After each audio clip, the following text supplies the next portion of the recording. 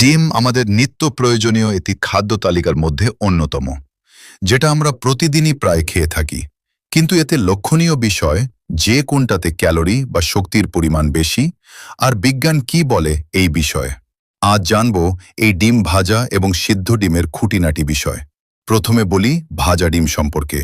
ভাজা ডিম সাধারণত তেলে বা বাটারে রান্না করা হয়, ফলে এতে অতিরিক্ত ক্যালোরি ও ফ্যাট যুক্ত হয়। একটি ডিমে প্রায় 6 থেকে 7 গ্রাম প্রোটিন থাকে, কিন্তু ভাজার সময় ব্যবহৃত তেলের কারণে ক্যালোরি 90 থেকে 100 থেকে বেড়ে 120 থেকে 150 ক্যালোরির মতো হতে পারে। বৈজ্ঞানিক দিক: উচ্চ তাপে রান্না করলে কিছু ভিটামিন, বিশেষ করে ভিটামিন বি গ্রুপ, আংশিক নষ্ট হতে পারে। তেলে ভাজার ফলে অক্সিডাইজড ফ্যাট তৈরি হতে পারে, যা বেশি খেলে হৃদরোগের ঝুঁকি বাড়ায়। তবে প্রোটিন ও গুরুত্বপূর্ণ অ্যামিনো অ্যাসিড বেশিরভাগই অক্ষত থাকে। উপকারিতা: শক্তি বেশি দেয়, ক্যালোরি বেশি। স্বাদ ভালো হওয়ায় সহজে খাওয়া যায়। অসুবিধা: অতিরিক্ত তেল সমান বেশি ফ্যাট, নিয়মিত বেশি খেলে ওজন ও কোলেস্টেরল বাড়তে পারে।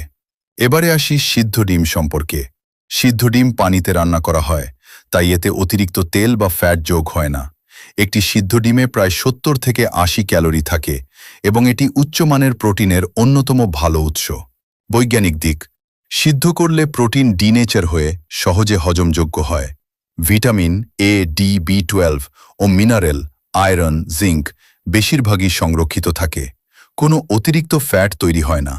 উপকারিতা: ওজন নিয়ন্ত্রণে সাহায্য করে। হৃদযন্ত্রের জন্য তুলনামূলক নিরাপদ, পেশি গঠনে কার্যকর। উচ্চমানের প্রোটিন। অসুবিধা: স্বাদ তুলনামূলক কম। অতিরিক্ত সেদ্ধ করলে কুসুমের চারপাশে সবুজ স্তর, আয়রন সালফার রিঅ্যাকশন তৈরি হতে পারে। সংক্ষেপে, স্বাস্থ্যগত দিক থেকে সিদ্ধ ডিম বেশি উপকারী।